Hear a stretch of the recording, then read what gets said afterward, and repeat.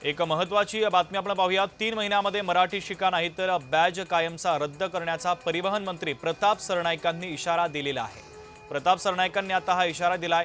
Encounter with Vrushali Kadam या मुलाखतीमध्ये त्यांनी आता थेट इशारा दिलाय। प्रवाशांशी मराठीतून बोललंच पाहिजे असं देखील सरनाईकांनी म्हटलेलं आहे। तर रिक्षा चालकांना मराठीमध्ये बोलावंच लागेल असा थेट इशारा त्यांनी दिलाय। 1989च्या कायद्याची अंमलबजावणी केली असं देखील त्यांनी म्हटलेलं आहे। तर 3 महिन्यामध्ये मराठी शिका नाही तर बॅज कायमचा रद्द करण्याचा इशारा आता राज्याचे परिवहन मंत्री प्रताप सरनाईक यांनी दिलेला आहे। तर एन्काउंटर विथ वृषाली कदम या मुलाखतीमध्ये त्यांनी आता थेट इशारा दिलेला आहे। महत्त्वाचं वक्तव्य त्यांनी केलं आहे।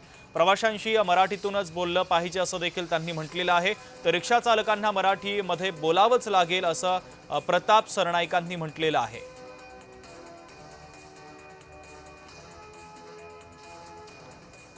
तर परिवहन मंत्री प्रताप सरनाईकांनी आता इशारा दिलेला आहे। एन्काउंटर विथ वृषाली कदम या विशेष मुलाखतीमध्ये त्यांनी हा इशारा दिलाय। रिक्षा आणि टॅक्सी चालकांनी प्रवाशांसोबत मराठीमध्ये बोललंच पाहिजे अशी भूमिका देखील त्यांनी मांडलेली आहे। 1989च्या परिवहन कायद्याची कठोरपणे अंमलबजावणी केली जाणार असल्याचं देखील त्यांनी सांगितलेलं आहे। तर एन्काउंटर विथ वृषाली कदम या कार्यक्रमात प्रताप सरनाईकांची ही बेधडक मुलाखत तुम्ही पाहू शकता शनिवारी रात्री 8:54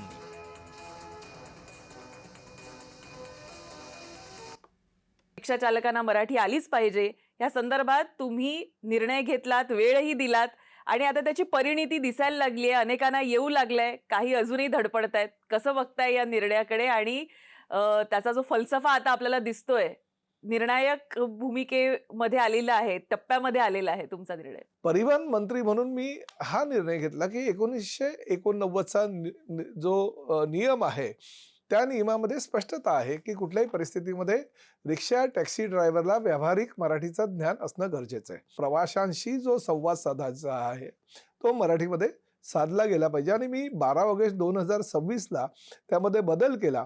त्या बदलामध्ये स्पष्टता आली की तुम्ही जर मराठी भाषा तुम्हाला येत नसेल तर तुम्हाला नोटीस दिली जाईल।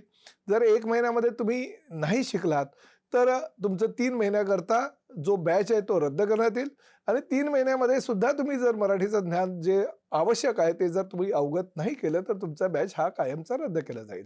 आता ही मोहीम जी आहे चालू करत असताना अनेक रिक्षा संघटनांनी त्याला विरोधही केला होता।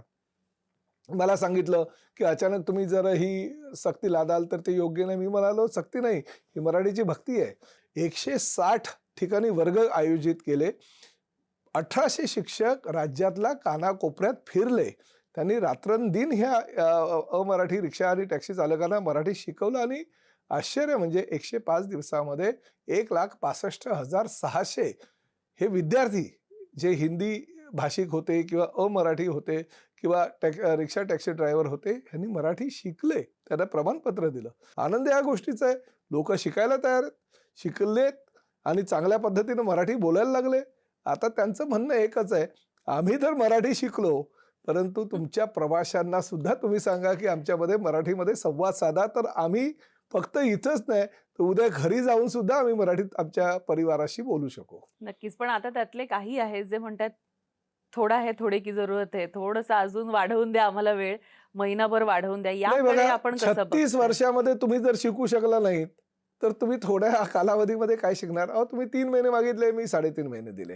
कायदा असा केला की एकदम तुमच्यावर कुठल्याही परिस्थितीमध्ये कायद्याचा बडगा नाही। पहिलं नोटीस दिली जाईल। काल नोटीस दिली 1268 लोकांना आम्ही। नोटीस दिल्यानंतर 1 महिन्याची मुदत देणार, म्हणजे असं नाही, नैसर्गिक न्यायाप्रमाणे तुम्हाला मुदत दिलेलीच आहे ती 1 महिन्याची मुदत। 1 महिन्यामध्ये नाही शिकलात परत 3 महिन्याची मुदत, परंतु त्या 3 महिन्याच्या कालावधीसाठी तुमचा बॅच निलंबित केला जाईल। परंतु त्याही 3 महिन्यामध्ये तुम्ही शिकला नाही तर मात्र तुम्हाला महाराष्ट्रामध्ये व्यवसाय करायचा नाही असं समजून तुमचा बॅच हा कायमचा रद्द करावा लागेल।